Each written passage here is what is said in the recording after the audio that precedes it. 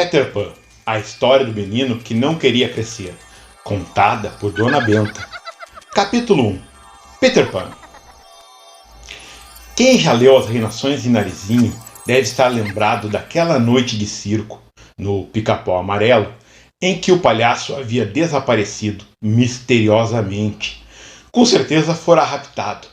Mas raptado por quem? Todos ficaram na dúvida, sem saber o que pensar do estranho acontecimento. Todos menos o Gato Félix. Esse figurão afirmava que o autor do rapto só poderia ter sido uma criatura: Peter Pan. Foi ele, dizia o Gato Félix. Juro como foi Peter Pan. Mas quem era Peter Pan? Ninguém sabia. Nem a própria Dona Benta, a velha mais sabida de quantas há. Quando Emília a ouviu declarar que não sabia, botou as mãos na cintura e... Pois se não sabe, trate de saber. Não podemos ficar assim na ignorância. Onde já se viu uma velha de óculos de ouro ignorar o que um gato sabe. Dona Benta calou-se, achando que era mesmo uma vergonha que o Gato Félix soubesse quem era Peter Pan e ela não. E escreveu a uma livraria de São Paulo pedindo que lhe mandassem a história do tal Peter Pan. Dias depois, recebeu um lindo livro em inglês, cheio de gravuras coloridas, do grande escritor inglês J. M. Barrie. O título dessa obra era Peter Pan and Wendy. Dona Benta leu o livro inteirinho e depois disse: Pronto, já sei quem é o Sr. Peter Pan.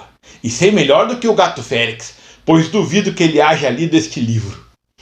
Está claro que não leu, observou Emília. Ele só lê ratos com os dentes. Se leu? Conte, vovó, gritou Narizinho. Andamos ansiosos por ouvir a história desse famoso menino. Muito bem, disse Dona Benta. Como hoje já é muito tarde, começarei a história amanhã, às 7 horas. Fiquem todos avisados. No dia seguinte, de tardinha, a curiosidade dos meninos começou a crescer. Às 6h30, já estavam todos na sala em redor da mesa, à espera da contadeira. Emília olhava para o relógio pensativamente. Quem entrasse em sua cabeça havia de encontrar lá esta asneirinha. Que pena os relógios não andarem de galope como os cavalos.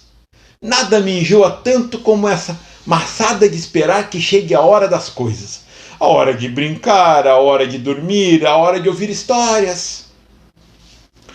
Pedrinho matava o tempo arrepiando xisses no veludo de uma velha almofada, com o dedo. E Narizinho, no seu vestido novo de rosinhas cor-de-rosa, fazia exercício de parar de pensar. Uma coisa que parece fácil, mas não é. A gente, por mais que faça, pensa sem querer. Faltava o Visconde. O velho sábio, depois que se meteu a estudar matemática, fazia tudo com precisão matemática, que é como se diz das pessoas que não fazem as coisas mais ou menos, e sim certinho. Quando bateu 7 horas, ele entrou, em 7 passadas, cada uma correspondendo a uma pancada do relógio. Logo depois surgiu Dona Benta. Viva a vovó! Gritaram os meninos. Viva a história que ela vai contar! Berrou Emília. Dona Benta sentou-se na sua cadeira de pernas cerradas, subiu para a testa os óculos de aro de ouro e começou. Era uma vez uma família inglesa. Espere, sinhá! Não comece ainda! Gritou lá da copa tia Anastácia. Eu também faço questão de conhecer a história desse pestinha. Estou acabando de lavar as panelas e já vou. Dona Benta esperou que a negra chegasse, apesar do protesto de Emília, que disse: Bobagem! Para que uma cozinheira precisa saber a história de Peter Pan? Tia Anastácia veio, escarrapachou-se no assoalho onde Visconde e a menina... E só então Dona Benta começou de verdade. Havia na Inglaterra uma família inglesa composta de pai, mãe e 3 filhos. Uma menina de nome Wendy, pronuncia Wendy, que era a mais velha. Um menino de nome João Napoleão, que era o do meio, e o outro de nome Miguel, que era o caçulinha. Os 3 tinham o sobrenome de Darling, porque o pai se chamava não sei o que Darling. Esses meninos ocupavam a mesma nursery numa linda casa de Londres. Nursery? Repetiu Pedrinho. Que vem a ser isso? Nursery pronuncia-se nursery, quer dizer em inglês quarto de crianças. Aqui no Brasil, o quarto de criança é um quarto como outro qualquer, e por isso não tem nome especial.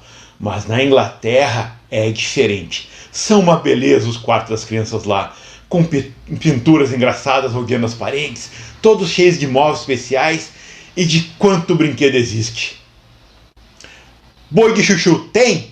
Indagou a Emília. Talvez não tenha, porque boi de chuchu é brinquedo de meninos da roça. E Londres é uma grande cidade, a maior do mundo.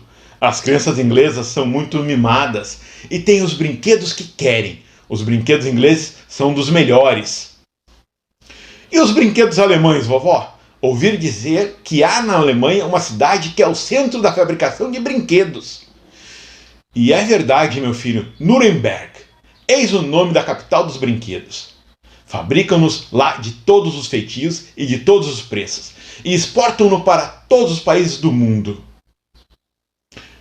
E aqui, vovó?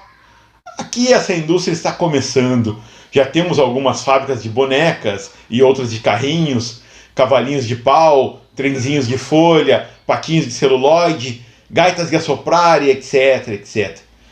Pedrinho declarou que quando crescesse ia montar uma grande fábrica de brinquedos, da maior variedade possível, e que lançaria no mercado bonecas representando o Visconde de Sabugosa, a Emília, o Rabicó e etc. Todos gostaram muito da ideia e Dona Benta voltou ao assunto. Pois é isso, aquela nursery era um encanto. Imagine que quem tomava conta das crianças era a Naná. Alguma criada? Não, uma cachorra muito inteligente. Era Naná quem dava banho nas crianças, quem as vestia para dormir e tudo mais. E muito direitinho. Na noite em que a nossa história começa, Naná estava cochilando perto da lareira, com a cabeça entre as patas, enquanto no cômodo, pegada ao senhor e senhora Darling, se preparavam para uma visita a uns parentes. Quando o casal saía de noite com quem ficava tomando conta dos meninos, era sempre a cachorra.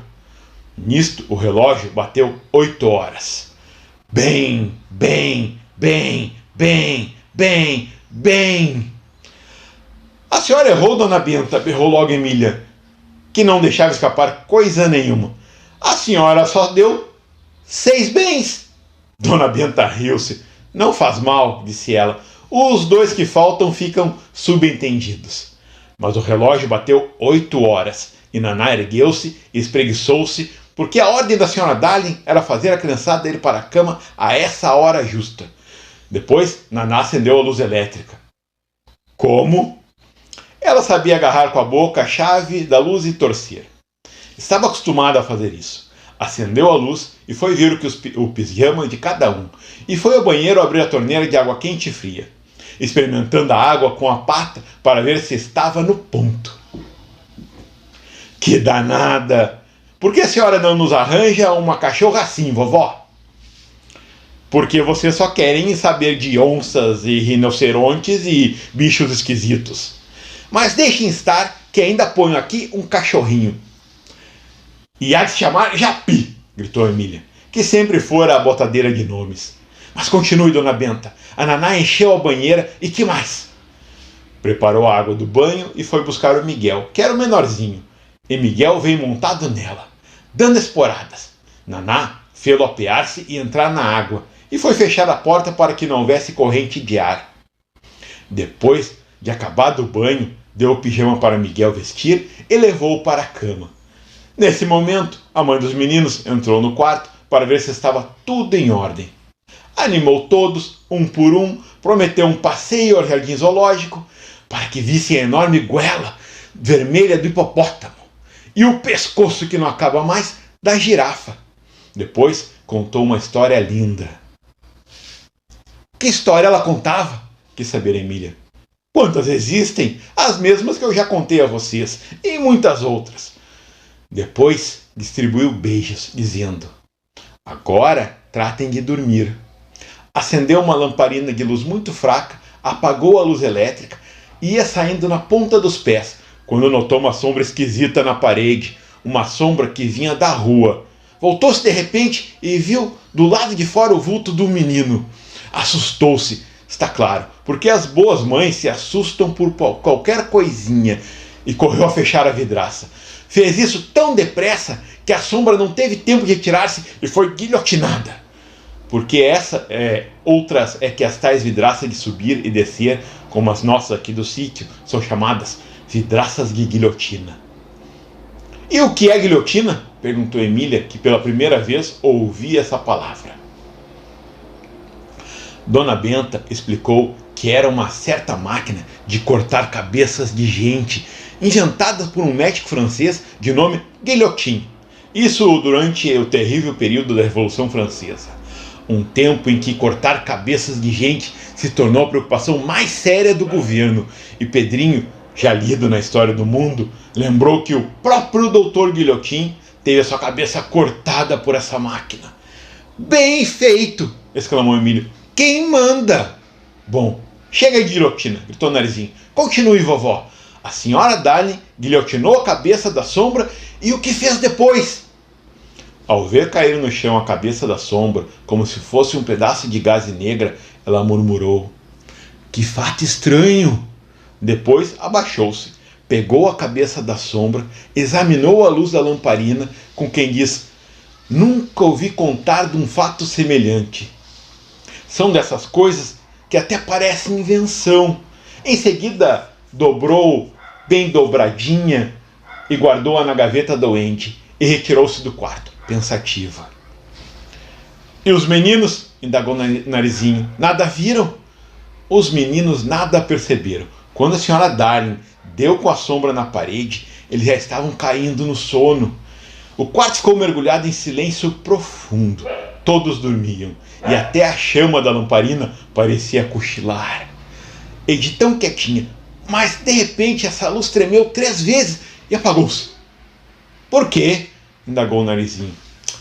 Algum besouro, sugeriu Emília. Não, disse Dona Benta, é que havia entrado pela janela uma pequena bola de fogo. Como havia entrado pela janela se a janela estava fechada? Berrou Emília. Isso eu não sei, disse Dona Benta. O livro não conta, mas como fosse uma bola de fogo mágica, o caso se torna possível. Para as bolas de fogo mágica, tanto faz uma janela estar aberta como fechada. Ela acha sempre um jeito de entrar. Do contrário, não valia a pena ser bola mágica. Entrou e começou a esvoaçar em todas as direções, muito aflitazinha, como quem anda atrás de alguma coisa. Já sei, interrompeu o Narizinho. Estava procurando a cabeça da sombra. Talvez fosse isso, concordou Dona Benta. Porque, depois de várias voltas pelo ar, a bola parou de frente do armário de Wendy e entrou na gaveta pelo buraco da fechadura. E houve um incêndio, já sei, gritou Emília. Bola de fogo em gaveta de armário é incêndio certo. A cidade de Londres foi destruída. Credo! Exclamou tia Anastácia, que estivera cochilando e acordara naquele ponto. Não fale assim, Emília, que é mau agouro. Não houve incêndio nenhum, disse Dona Benta. Bola de fogo mágica não pega fogo nas coisas. Então o que aconteceu? Nada. A bola ficou na gaveta. E nesse mesmo instante, a janela foi erguida pelo lado de fora, a cabeça do menino apareceu, espiou todos os lados e pulou para dentro do quarto sem fazer o menor barulho. Sininho! Sininho!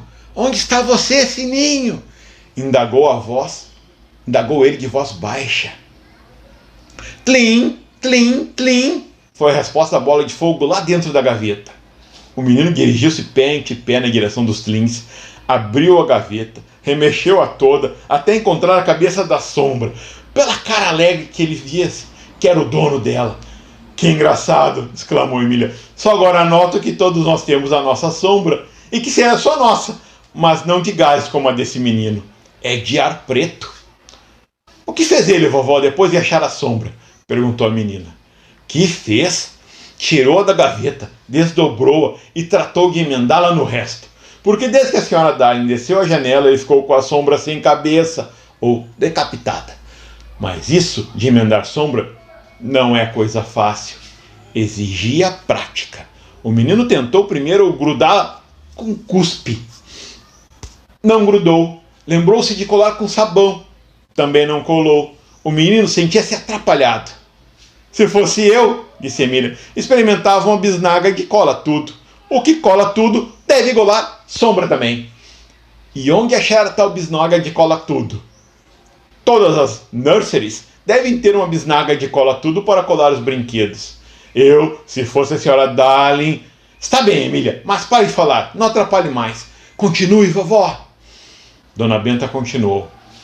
A cabeça não colava de jeito nenhum, de modo que o menino foi tomado por grande desespero. Isso de ter sombra sem cabeça parece ser uma coisa terrível. Pelo menos o era para aquele menino, pois escondeu a cara nas mãos e pôs-se a chorar tão alto que o Andy acordou e sentou-se na cama, muito admirada. Por que está chorando? Indagou ela. Em vez de responder, o menino enxugou depressa os olhos com as costas da mão e fez um bonito comprimento com o gorro do chapéu.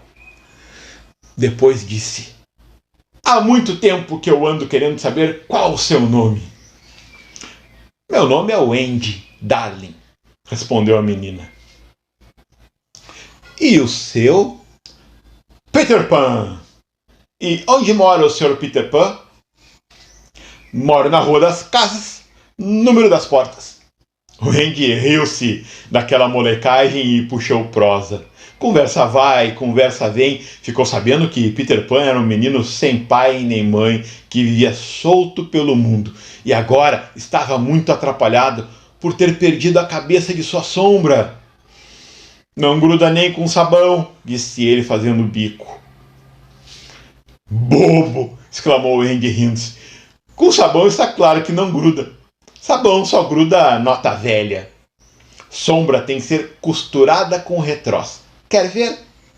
E sem esperar pela resposta, saltou da cama, foi à sua mesinha de costura e trouxe de lá uma agulha já enfiada. Ajeitou a cabeça da sombra no resto da sombra. Num instante a linha voa com o retrós preto. Ficou que ninguém percebia a emenda. Pronto. Vê como está bem agora?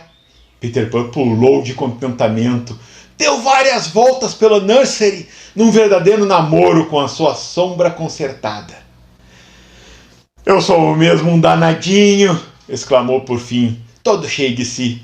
Tamanha gabolice espantou o Andy. Ela havia consertado a sombra e o prosa chamava para si as honras. Já se viu uma coisa assim?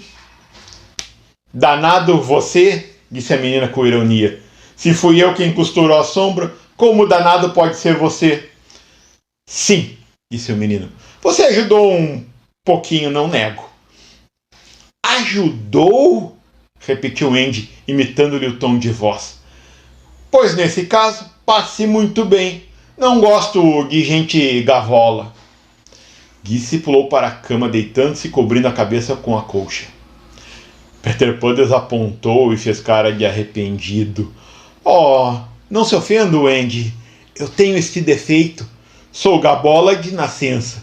Quando qualquer coisa de bom me acontece, põe-me sem querer a contar prosa. Seja boa. Perdoe-me. Reconheço que uma menina vale mais que 20 meninos. Isso também não, protestou Pedrinho. Só sei lá na Inglaterra. Aqui, no Brasil, um menino vale pelo menos 2 meninas. Olha o outro gabola, exclamou Narizinho. Vovó já disse que louvor em boca própria é vitupério. O Andy, continuou Dona Menta, enterneu-se com o tom daquelas palavras e sentou-se de novo na cama, descobrindo a cabeça. Estava risonha e contente. Peter Pan, disse ela, você bem que merece um beijo. Quer? O menino ficou no ar sem compreender. Menino sem mãe é assim. Nem beijo sabe o que é. Beijo, pensou consigo. Que seria isso de beijo? Com certeza era aquele copinho de prata que o Andy tinha posto no dedo quando tomou a agulha para coser a sombra. Não podia ser outra coisa. Quero, respondeu ele. Foi logo tirando o dedal do Andy e colocando no seu. Certo de que beijo queria dizer dedal. Depois de retribuir a gentileza, perguntou à menina se ela aceitava um beijo dele. Aceito sim, respondeu Andy, que estava achando muito curioso aquilo. Pois Tome esse, disse Peter Pan, arrancando os botões de seu casaco e apresentando-a com toda a seriedade. Já sei, gritou Emília. Beijo para ele significa presente. Um presente qualquer. Que bobíssimo. O Andy, continuou Dona Benta, recebeu o botão e ficou de olhos postos em Peter. Súbito perguntou: que idade você tem, Peter Pan? Não sei. Só sei que sou bastante criança. Fugi de casa no mesmo dia que nasci. No mesmo dia que nasceu? Que ideia! E por que, meu caro?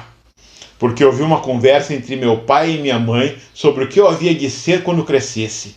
Ora, eu não queria crescer, não queria, nem quero nunca virar homem grande, de bigodeira na cara, feito taturana. Muito melhor ficar sempre menino, não acha? Por isso, fugi e fui viver com as fadas. O Andy quase perdeu a fala de tanto gosto ao saber que estava diante de um menino conhecedor de fadas. Ela havia ouvido sua mãe contar histórias de fadas, mas não havia nunca falado com alguém que as conhecesse pessoalmente.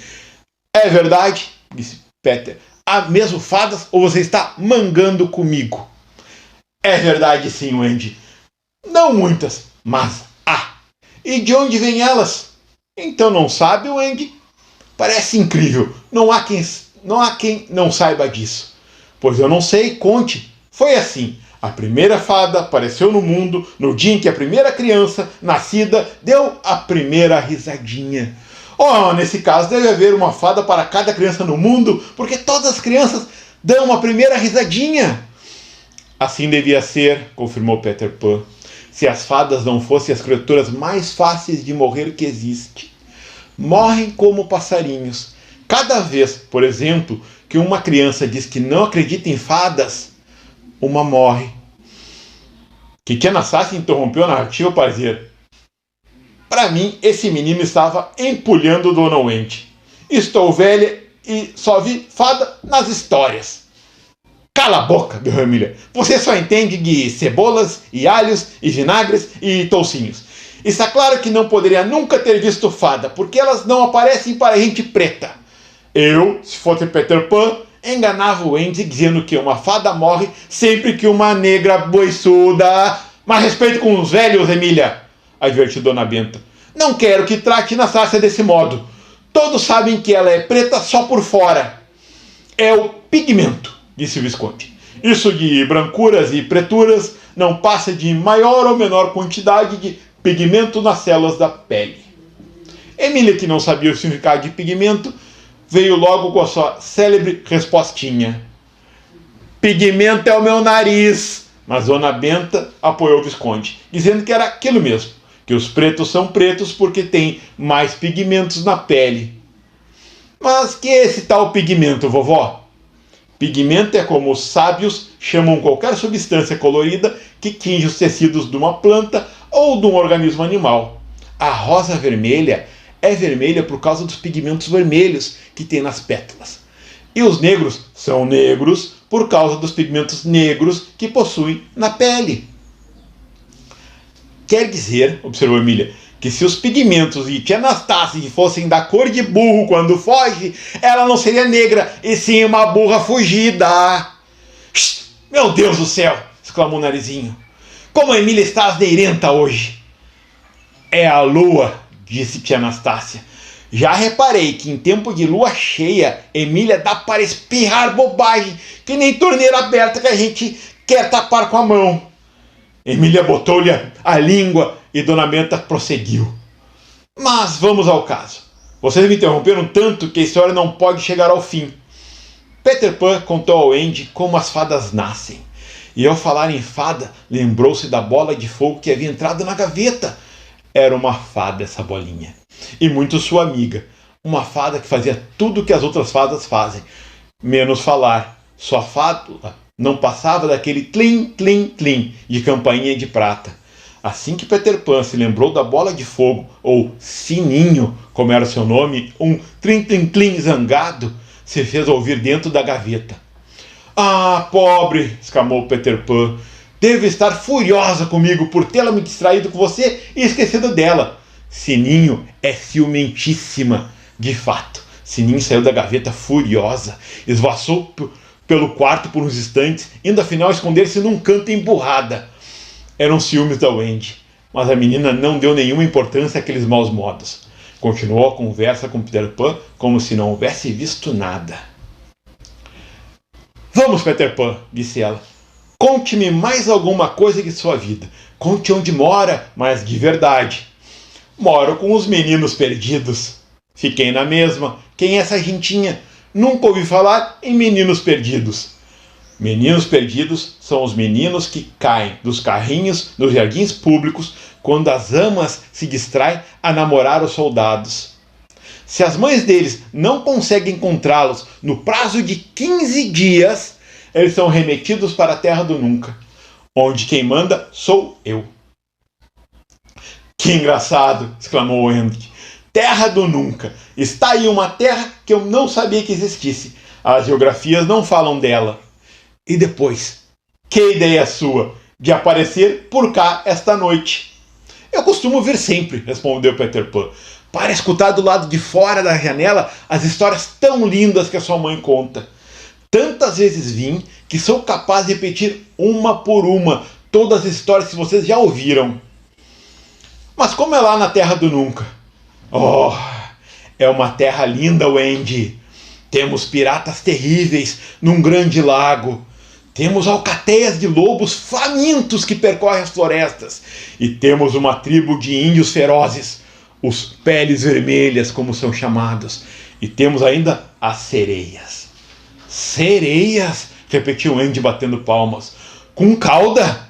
Com cauda, escamas e tudo. Sereias iguaizinhas a essas que você vê pintada nos livros. Uma lindeza, o Andy. O Andy não cabia em si de encantamento ante as maravilhosas contadas por Peter. Ele, porém, alegou que era tarde e tinha que ir-se embora. Os meninos perdidos já devem estar inquietos com a minha ausência e ansiosíssimos para ouvir o fim da história que a senhora Darling contou hoje. Já sabem a primeira parte. Eu venho cá, ouço as histórias ali da janela, depois conto-as a eles direitinho. Não vá ainda, pediu Andy. Eu sei mais de 100 histórias, cada qual mais bonita. E se você ficar, eu as contarei todos. Fique! Mais de 100 histórias? Oh, que mina! Exclamou Peter Pan, batendo palmas.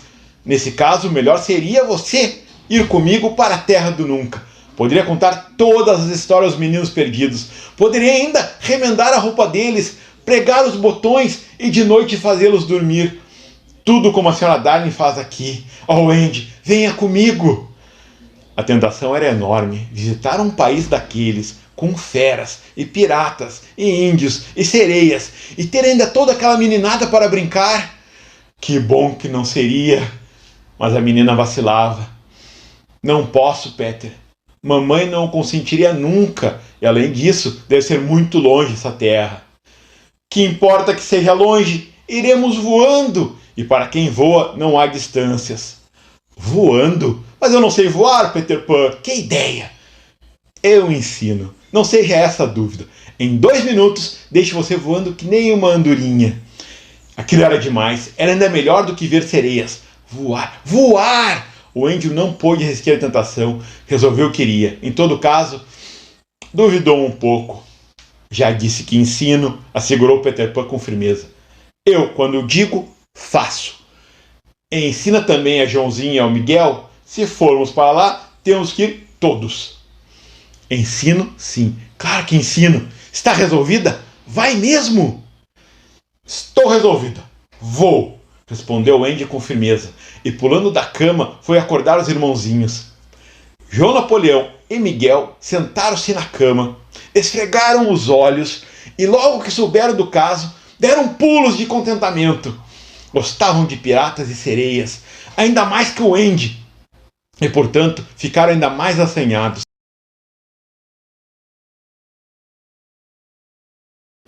Queriam partir incontinenti. Isso não, disse Peter Pan. Antes de mais nada, vocês precisam tomar umas lições de voo. É fácil voar? Indagou Miguel. É sim. E Peter Pan deu uma demonstração, esvoaçando pelo quarto como se fosse uma borboleta. Vendo a facilidade, os meninos tentaram fazer o mesmo. Subiram as camas, ergueram os braços e atiraram-se. Mas foi só tombo. Esborracharam-se no tapete. Peter Pan riu-se. Não é assim, meninos. Eu tenho de soprar em vocês um pó mágico que certa fada me deu. E dizendo isso, sacou do bolso uma caixinha de pó mágico e soprou uma pitada no nariz de cada um. Depois mandou que experimentasse, que subissem as camas, erguessem os braços e dessem outro pulo para o ar. Os meninos experimentaram e, com grande assombro, viram que estavam leves como plumas e que podiam equilibrar-se no ar com a maior facilidade. Estou que nem esses balõezinhos de borracha que mamãe enche de gás, disse Miguel. Estou sem peso nenhum. Eu vou quase tão bem como Peter Pan. Por falta de experiência, os três voadores deram algumas cabeçadas no forro, mas alguns minutos depois estavam que nem uma andorinha que havia ficado presa no quarto 2 dias antes. Vendo-os nesse ponto, Peter achou que não era preciso mais. Podiam partir. Muito bem, disse ele. Podemos partir. Sininho seguirá na frente, para indicar o caminho.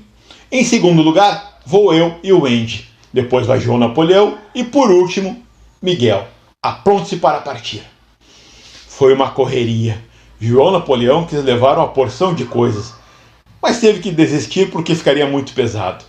Miguel correu ao vestíbulo da casa em busca de um gorro e, como não encontrasse, veio com uma cartola do Sr. Darling na cabeça. O Andy resolveu ir como estava, de camisola mesmo. Pronto? Perguntou Peter Pan. Pronto! Responderam todos.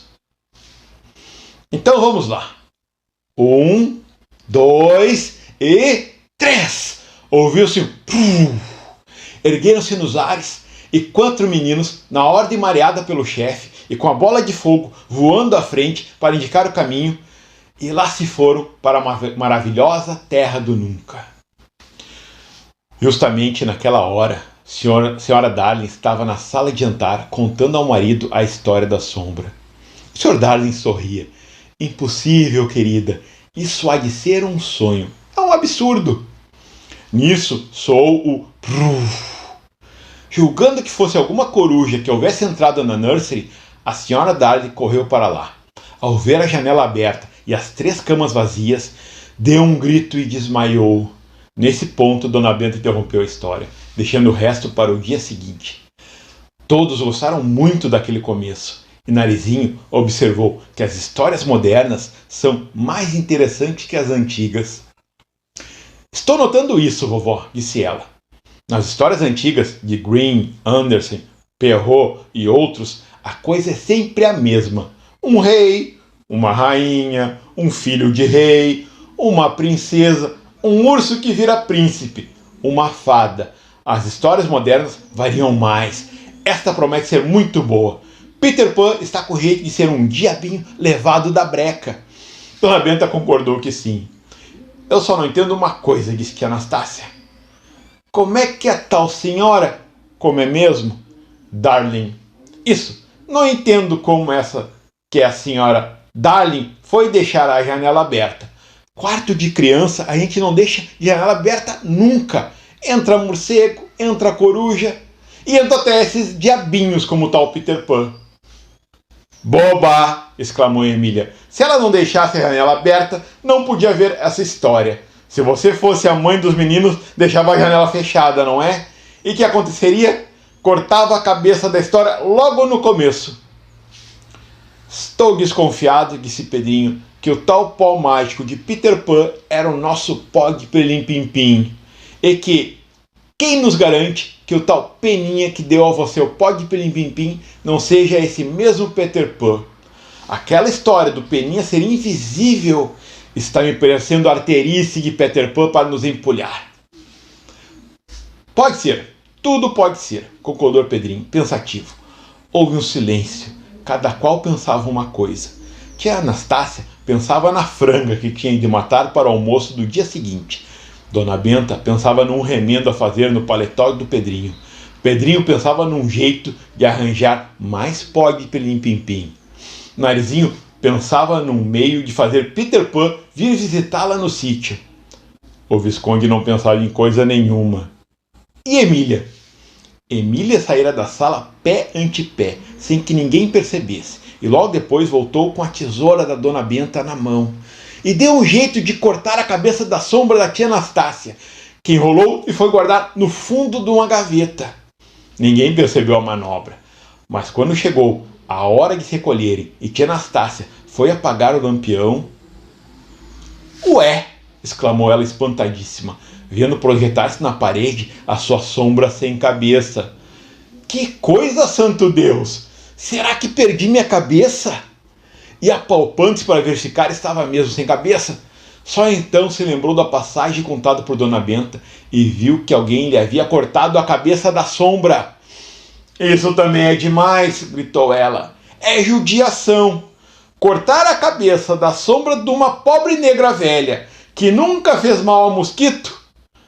Mas quem foi o malvado? Olhou para a cara de Pedrinho e Narizinho, do Visconde e da Emília e não viu nenhum deles o menor ar de criminoso. Emília, sobretudo, estava com uma carinha de que era só botar num quadro e virava Santa Emília, de tão inocente. Dona Benta foi de opinião que aquilo só podia ser arterice do Peninha, ou talvez do próprio Peter Pan, que houvesse entrado nas salas escondidas no momento em que todos estavam mais distraídos com as histórias. A boa negra a renegou, e lá se foi para a cozinha com a sua sombra sem cabeça, a coisa mais esquisita e feia que se possa imaginar. A gente não tem sossego nesse sítio, resmungava ela. Esses meninos endiabrados não param com as reinações. Uma sombra que me acompanhava desde criancinha, tão direitinha, com a cabeça e tudo, está agora essa coisa esquisita, que nem aquela rainha Dona Maria Antonieta, que a Sinha Benta contou que perdeu a cabeça na tal janela de guilhotina. Credo! Encerramos o primeiro capítulo. Essa história vai longe, é uma história grande. Muito obrigado. Continue acompanhando.